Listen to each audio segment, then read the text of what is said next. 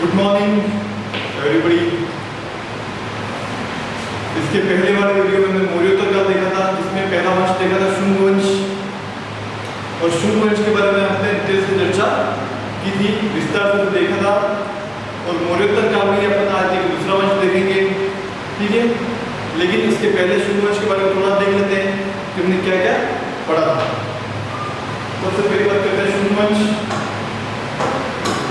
और शुंग वंश में देखा था हमने एक स्थापना 185 से 75 ईस्वी पूर्व। स्थापना की बात करें तो इसकी स्थापना कब हुई थी? 185 ईस्वी पूर्व से 75 ईस्वी ईसा पूर्व तक, ठीक है। ईसा पूर्व तक यानी ईसा मसीह से पहले की बात है, ठीक है। मौर्य सेनापति पुष्यमित्र शुंग ने अंतिम मौर्य शासक बृहद्रथ की हत्या कर इस वंश की स्थापना की थी। ये मैंने बता दिया 2 दिन।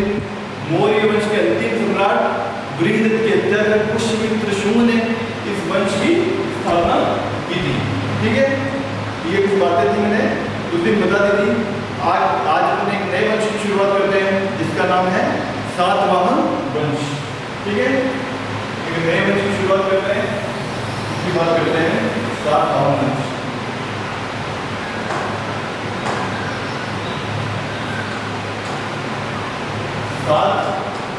सातवाहन वंश, ठीक है। सातवाहन वंश की बात करते हैं। पुराणों में सातवाहन वंश को आंध्र जातीय तथा आंध्रवृत्य कहा गया है, ठीक है।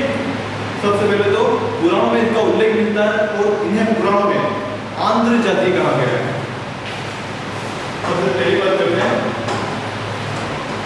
इस वंश का उल्लेख। सबसे पहले तो कहाँ मिलता है? इसका उल्लेख मिलता है पुराण में। इसका जो उल्लेख है वो पुराण में मिलता है और पुराणों में इन्हें मिलता है और पुराणों में इन्हें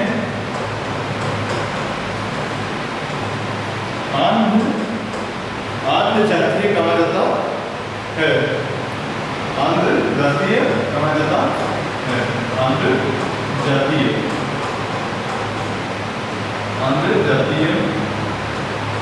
कहा जाता है।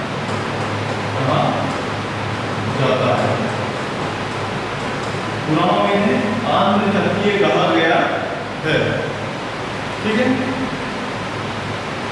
इस काल में भागवत धर्म का उदय हुआ और वासुदेव विष्णु की उपासना प्रारंभ हुई।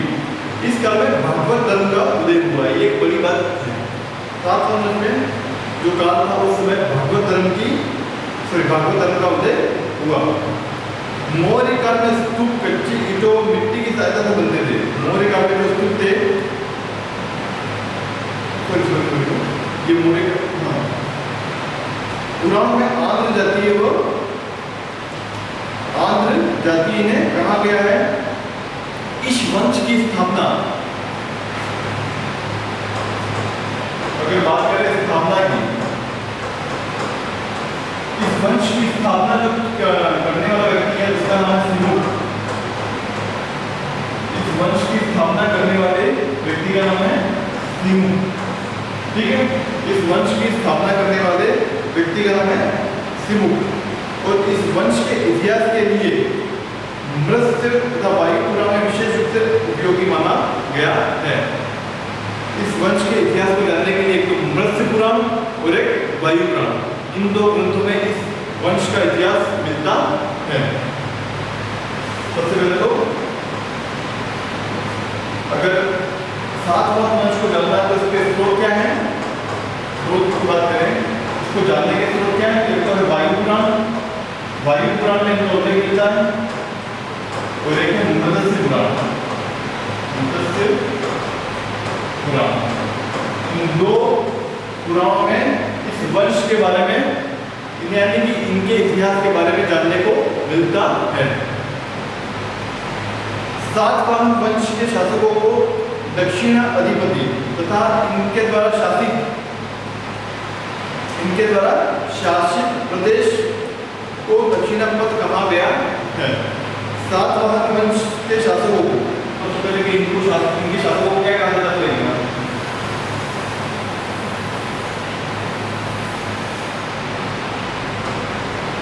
सातवाहन वंश के शासकों को सातवाहन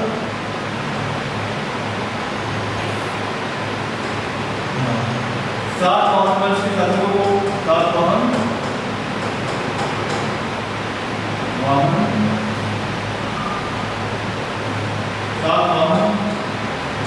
वंश के शासकों को दक्षिणाधिपति कहा गया है।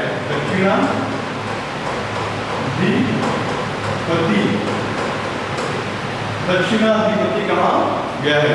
ठीक है, सातवाहन वंश के शासकों को दक्षिणाधिपति कहा गया है तथा यानी कि जो राजवंश था उन्हें दक्षिणापथ कहा गया है। सातवाहन वंश के शासकों को दक्षिणाधिपति कहा गया है, तो इसके अंदर जो प्रदेश था उसको दक्षिणापथ कहा गया है।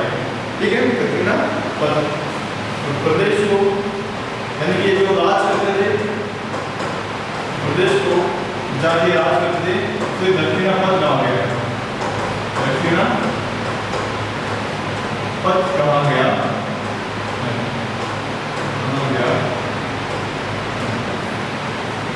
अपन जो ये वंश में मुख्य बातें हैं इनकी वही पढ़ेंगे। ठीक है, इनके बारे में एग्जाम में यही आता है। ठीक है, कोई बड़ा इतिहास पढ़ने की जरूरत नहीं है। इन वंश के बारे में जो मुख्य बातें हैं वही अपन पढ़ेंगे। सर्वमान्य तौर पर सातवाहनों का मूल निवास महाराष्ट्र का प्रतिष्ठान माना जाता है। कि महाराष्ट्र में एक जगह है प्रतिष्ठान। ठीक है, महाराष्ट्र में एक जगह है प्रतिष्ठान और इस जगह से ये मूल निवासी माने जाते हैं। सातवाहनों का मूल निवास कहाँ है? प्रतिष्ठान। सबसे पहले बात करते हैं मूल निवास कहाँ है? मूल निवास यानी कि कहाँ से आए थे ये तो महाराष्ट्र के प्रतिष्ठान महाराष्ट्र के प्रतिष्ठान के क्या थे? मूल निवासी थे। ठीक है, महाराष्ट्र के प्रतिष्ठान के मूल निवासी थे। सिमुक प्रथम सातवाहन शासक माना जाता है। मैं क्या था स्थापना किसने की थी? सिमुक ने। और सिमुक जो है यह प्रथम सातवाहन शासक माना जाता है। सातकर्णी प्रथम इस वंश का प्रथम व योग शासक माना जाता है। सबसे पहले बात करते हैं इस वंश का प्रमुख और योग शासक किसे माना जाता है? हाँ, सातकर्णी प्रथम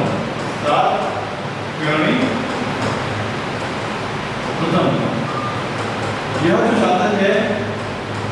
शासक है इस वंश का योग्य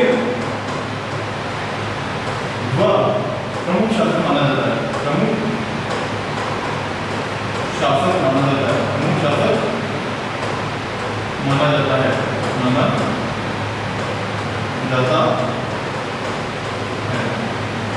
यानी कि मुख्य शासक कौन है? सातकर्णी प्रथम इस वंश का योग्य व प्रमुख शासक माना जाता है।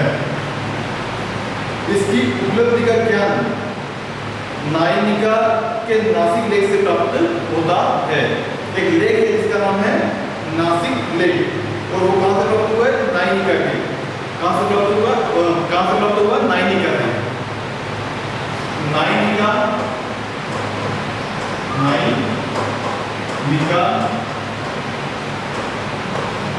के लेख नायनिका का लेख है।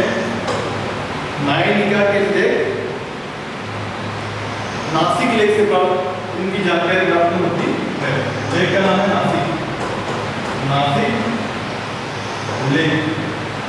लेख से इसकी जानकारी प्राप्त होती है। जानकारी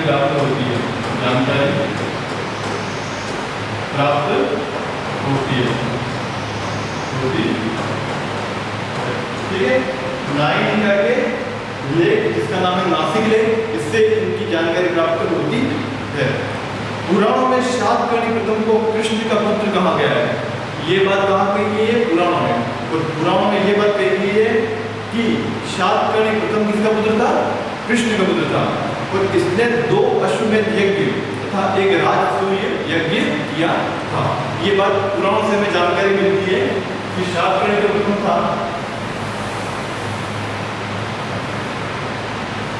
शातकर्णी प्रथम था। इसने ये बता देना, पुराणों से हमें यह कृष्ण के पुत्र के रूप में पुत्र होने, पुराण समय इसके कृष्ण के पुत्र होने की जानकारी प्राप्त होती है, जानकारी प्राप्त होती है, ठीक है, प्राप्त होती है। पुराणों से हमें इसके कृष्ण के पुत्र होने की हमें जानकारी प्राप्त होती है। और ये भी जानकारी प्राप्त होती है कि इसने 2 अश्वमेध यज्ञ किए थे। कितने? इसने 2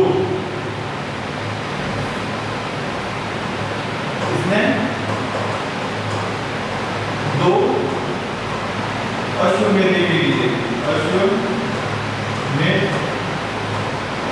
यज्ञ किए। इसने 2 क्या अश्वमेध यज्ञ किए थे। इसने 2 अश्वमेध यज्ञ किए थे और एक राजसूय यज्ञ किया था। एक राजसूय यज्ञ किया था, ठीक है, एक राजसूय यज्ञ किया था। ये बात में जानकारी कहाँ से मिलती है? पुराणों में मिलती है। इस शातकर्णी प्रथम जो था वो कृष्ण का पुत्र था और उसने 2 अश्वमेध यज्ञ किए थे और एक राजसूय यज्ञ किया था। इस बात का पता हमें पुराणों से चलता है। शातकर्णी प्रथम ने गोदावरी के तट पर स्थित प्रतिष्ठान को अपनी राजधानी बनाया, यानी कि ये वंश कहाँ से था? महाराष्ट्र से। और महाराष्ट्र में एक जगह है प्रतिष्ठान, और इस प्रतिष्ठान को शातकर्णी प्रथम ने अपनी प्रथम राजधानी बनाया।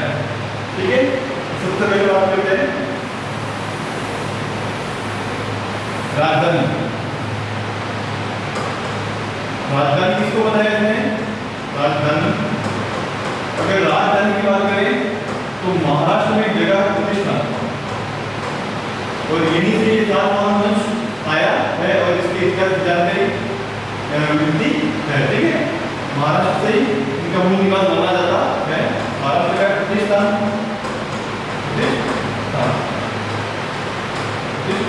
ठीक है, और इसी को इसने क्या बनाया? राजधानी बनाया। महाराष्ट्र में जो एक प्रतिष्ठान नामक जगह है उसी को इसने क्या बनाया? अपनी राजधानी बनाया। सातवाहन शक्ति 3 सदियों तक निरंतर उत्कर्ष होता रहा। इसने दीर्घकाल तक भारतीय इतिहास में किसी भी अन्य राजवंश में अवोध रूप में शासन नहीं किया, यानी कि इनका 3 सदियों तक निरंतर उत्कर्ष होता रहा, यानी कि 300 साल तक इन्होंने राज किया।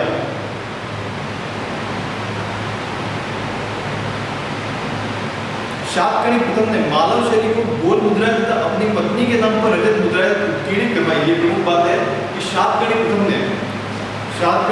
प्रथम ने मालव शैली की गोल मुद्राएं और अपनी पत्नी के नाम से मुद्राएं चलवाई, और उसका नाम था रजत मुद्राएं। यानी कौन सी मुद्राएं चलवाई? अपनी पत्नी के नाम से चांदी की रजत मुद्राएं चलवाई। ठीक है, पत्नी के नाम से, पत्नी, अगर पूछा जाए कि पत्नी के नाम से सातवाहन वंश में किस वंश ने मुद्रा चलवाई, तो शातकर्णी प्रथम ने पत्नी के नाम से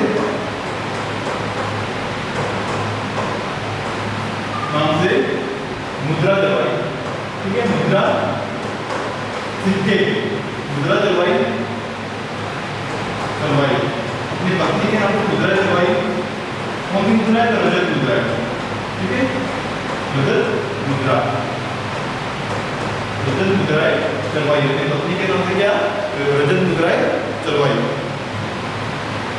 यदि सातवाहन राजाओं के युद्ध में सातकर्णी प्रथम तो शांति में हाल महानतम था, ये बात कहती है हॉल।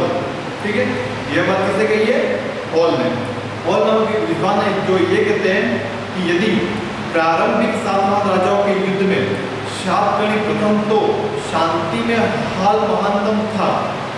हाल का एक बड़ा, हाल कौन है? तो एक बड़ा कवि तथा कवियों के विद्वानों का आश्रयदाता था। हाल कौन है? कवि था और खुद कवियों के विद्वानों का आश्रयदाता भी था। ठीक है, गौतमी पुत्र सातकर्णी इस वंश का 23वां तथा सबसे महान शासक था। गौतमी पुत्र सातकर्णी जो था इस वंश का 23वां, ठीक है, इस वंश का 23वां तथा सबसे महान शासक था। कौन था? गौतमी पुत्र सातकर्णी, सबसे महान शासक, महान शासक, सबसे महान शासक था। कौन? गौतमी पुत्र सातकर्णी सबसे महान शासक। और कौन था? 23वां शासक था। उसने अपने एकमात्र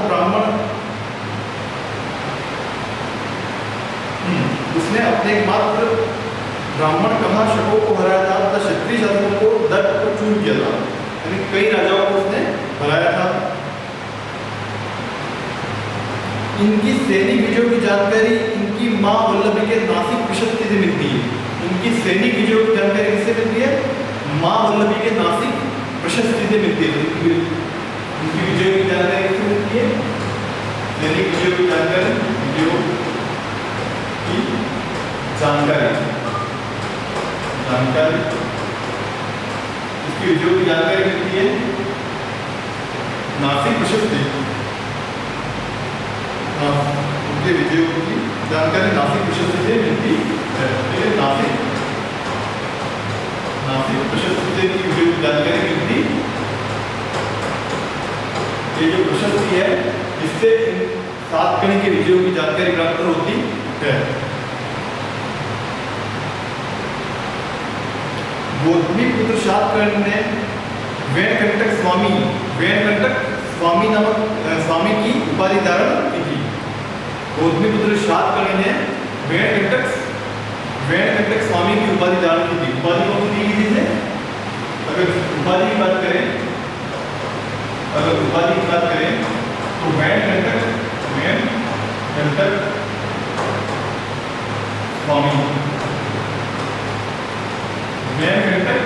स्वामी की उपाधि धारण की थी। ठीक है,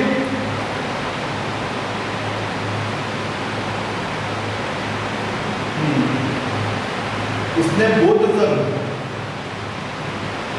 गौतमी पुत्र सातकर्णी का साम्राज्य संभवतः उत्तर में मालवा से लेकर दक्षिण में कर्नाटक तक फैला हुआ था।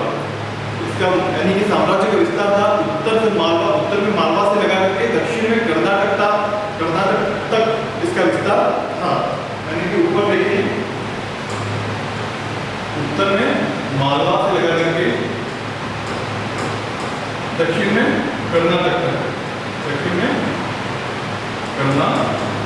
इसका विस्तार था। ठीक है, साम्राज्य क्या है? इसका विस्तार था। दक्षिण में कर्नाटक तक इसका विस्तार था। तो ये था सातवाहन वंश। और सातवाहन वंश के बारे में हमने पढ़ा। सातवाहन वंश से संबंधित कुछ संस्कृति के बारे में अपन एक बार थोड़ा देख लेते हैं। थोड़ा संस्कृति के बारे में देख लेते हैं। सातवाहन वंश की क्या संस्कृति थी? इसका प्रमुख शासक कौन था? गौतमी पुत्र सातकर्णी।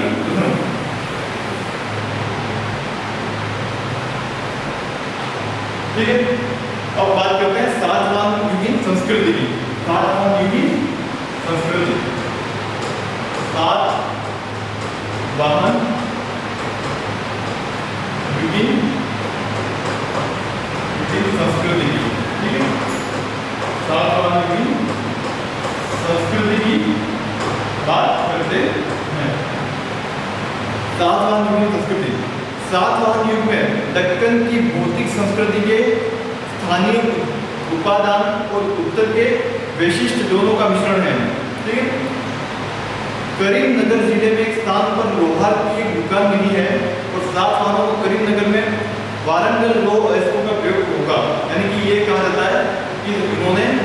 स्थान पर लोहे की दुकान प्राप्त हुई है, इससे यह अनुमान लगाया जाता है कि ये लोहे का प्रयोग उस समय करते होंगे। सातवाहनों ने स्वर्ण का प्रयोग बहुमूल्य धातु के रूप में उपयोग किया, क्योंकि उन्होंने कुशाणों की तरह सोने के सिक्के नहीं जलाए। सबसे पहले ये बात देख लेना, सातवाहनों ने सोने का उपयोग, सोने का गोल्ड, ठीक है, गोल्ड सोने का उपयोग धातु के रूप में किया, धातु के रूप में किया, ठीक है। इन्होंने सोने के सिक्के नहीं चलाए, उनकी जगह इन्होंने सोने का उपयोग एक धातु के रूप में किया। उन्होंने कुशाणों की तरह सोने के सिक्के नहीं चलाए। ये प्रमुख बात, इन्होंने सोने के धातु का उपयोग किया।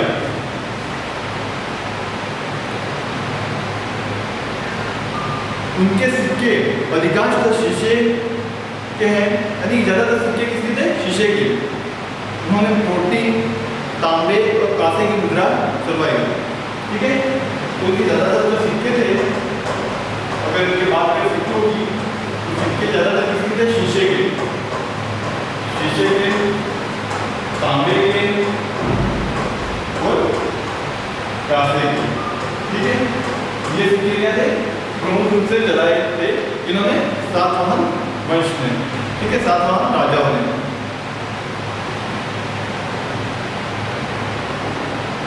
ये भी बात पता चलती है कि दक्षिण में ये लोग कपास की कृषि करते थे, कपास की कृषि करते थे। ये बात भी हमें सूत्रों से यानी कि जानकारी प्राप्त होती है कि ये कृषि में कपास की खेती किया करते थे।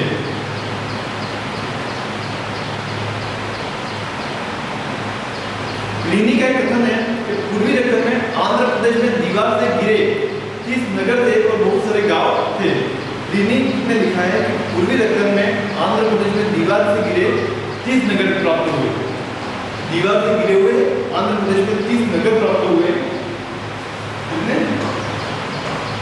30 नगर प्राप्त हुए हैं आंध्र प्रदेश में, ठीक है।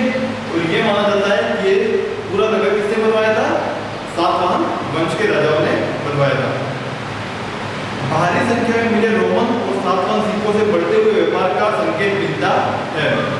भारी संख्या में मिले रोमन और सातवाहन सिक्के, रोमन के सिक्के, उस समय जो बाहर एक देश था रोमन, उसके सिक्के, सातवाहन सिक्के, यानी इससे ये पता चलता है कि इन दोनों देशों के मध्य, इन दोनों प्रांतों के मध्य व्यापार काफी अच्छा था। उस समय क्या था? व्यापार अच्छा था। एक तो रोमन सिक्के मिले और एक मिले सातवाहन के, रोमन और सातवाहन के सिक्के प्राप्त हुए हैं, सिक्के प्राप्त हुए हैं। इससे ये पता चलता है कि उन दोनों देशों के मध्य उस समय व्यापार काफी अच्छा था, ठीक है। एक सामाजिक संगठन देख लेते हैं थोड़ा। सातवाहन का सामाजिक संगठन, इसके बाद अपन एक नया समझ शुरू करेंगे, वो बंद कर लेंगे। सामाजिक संगठन, सातवाहन का सामाजिक संगठन, सामाजिक संगठन, ठीक है। अगर सामाजिक संगठन की बात करें, सातवाहन दक्कन के एक कबीले के लोग थे। माना जाता है सातवाहन जो थे दक्कन या दक्षिण में एक कबीला चलाते थे और कबीले के लोग थे, लेकिन वे ब्राह्मण बना दिए गए थे, यानी कि उनका धर्मांतरण कर दिया गया था और उन्हें क्या बना दिया गया था? ब्राह्मण बना दिया गया था। गौतमी पुत्र शातकर्णी ने विच्छिन्न होते हुए चतुर्वर्ण यानी 4 वर्णों वाली व्यवस्था को फिर स्थापित किया। गौतमी पुत्र शातकर्णी ने 4 वर्णों वाली व्यवस्था को पुनः शुरू किया। तो सबसे पहले ये बात प्रमुख है कि गौतमी पुत्र शातकर्णी ने गौतमी वर्ण व्यवस्था को वापस चालू किसने किया था? सातवाहन वंश में, तो गौतमी पुत्र शातकर्णी ने। गौतमी पुत्र शातकर्णी ने,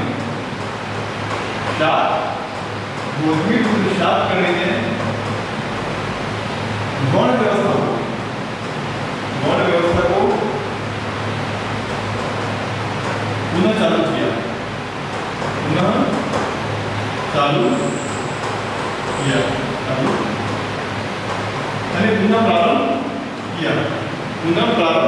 किया किसने?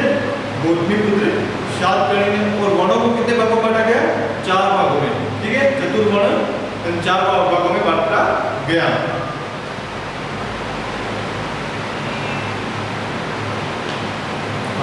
ब्राह्मणों को भूमिदान या जागीर देने वाले प्रथम शासक सातवाहन थे। ब्राह्मणों को अगर किसी ने दान दिया था भूमि, तो पहले शासक थे सातवाहन के राजा। यानी कि ब्राह्मणों को दान देने का काम सर्वप्रथम किसने किया? सातवाहन राजाओं ने। ठीक है, ब्राह्मणों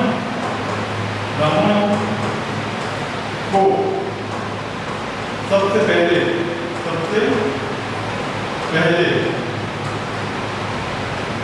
भूमिदान, ब्राह्मणों को सबसे पहले भूमिदान किसने किया? सातवाहन ने। सबसे पहले भूमिदान सातवाहन शासकों ने किया, सातवाहन शासकों ने किया। ब्राह्मणों को भूमि दान करने या भूमि देने में सबसे पहला वंश था सातवाहन वंश था। किंतु उन्होंने अधिकतर भूमि दान बौद्ध भिक्षुओं को भी दी थी। ज्यादातर भूमि दान किसको देती थी? बौद्ध भिक्षुओं को भी दे दी थी।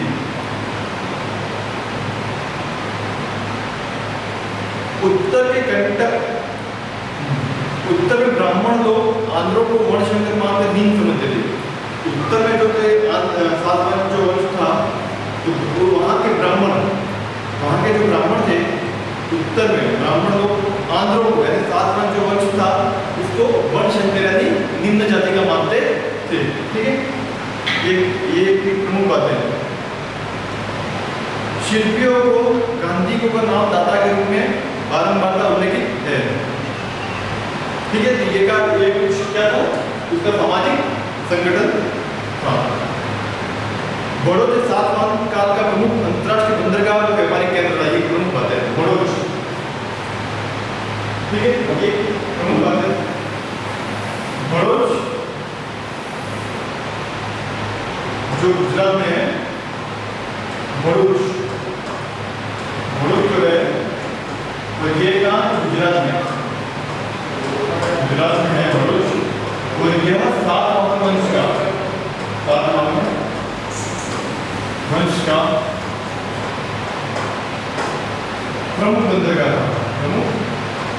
बंदरगाह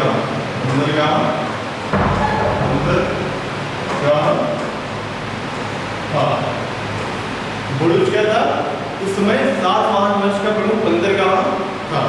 ठीक है, बड़ौद क्या था? उस समय सातवाहन वंश का प्रमुख बंदरगाह था। सातवाहन काल में दक्षिण में सभी गुफाएं बौद्ध धर्म से संबंधित थी। उस समय दक्षिण में सभी जो गुफाएं थी वो क्या थी? बौद्ध धर्म से संबंधित थी। गौतमीपुत्र शातकर्णी को आगमन निलय तथा अद्वितीय ब्राह्मण कहा गया है। गौतमीपुत्र शातकर्णी को आगमन निलय यानी वेदों का आश्रय करने वाला, वेदों का आश्रयदाता किसको कहा गया है? गौतमीपुत्र शातकर्णी को। ठीक है, तो बात करते हैं गौतमीपुत्र शातकर्णी को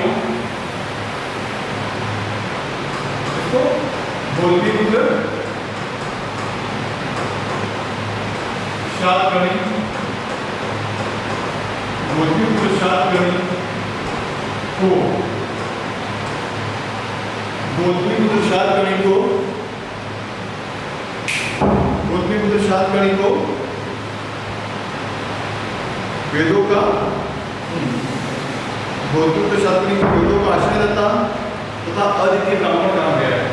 गौतमीपुत्र शातकर्णी को वेदों का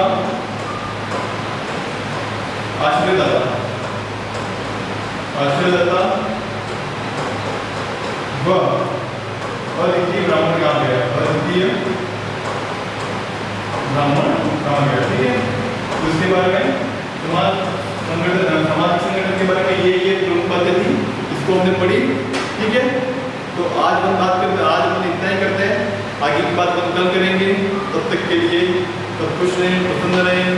थैंक यू, धन्यवाद।